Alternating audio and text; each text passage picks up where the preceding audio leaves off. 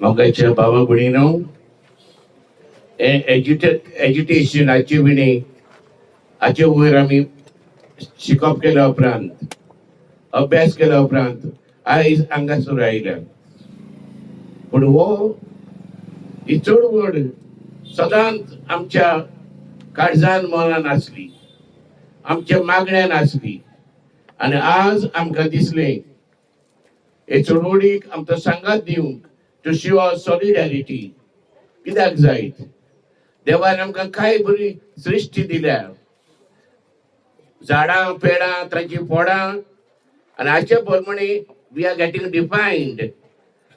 जी फळां हांगासर जाता ती दुसरे कोणी जायना जायत, पूण ह्या फळां वरवीं ह्या रुखां वरवीं आमचें जिवीत आमी जियेता. This is our identity. We live with the nature. सृश्टी बरोबर आमी जियेता. आनी ही सृश्टी पाड केली जाल्यार आमचेय पाड जातली. हांवें सांगपाची गरज ना, हांगासर कितले प्रोजेक्ट घेतले पळय ती, ताचे वरवीं आमच्या गांवच्या भाव भयणांक दे विल बी डिस्प्लेस्ड, काडून उडयतले.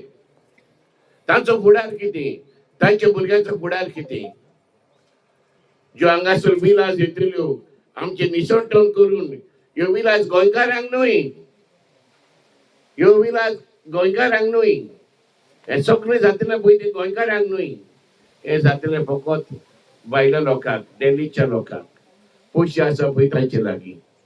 ह्या खातीर आमी खराय निशेध मारुया आनी हे स्क्रॅप कर म्हणून सरकाराक आमी थांबोवन आसतना बेजार करून हाचेर जोईत आमी मेळून घेवया.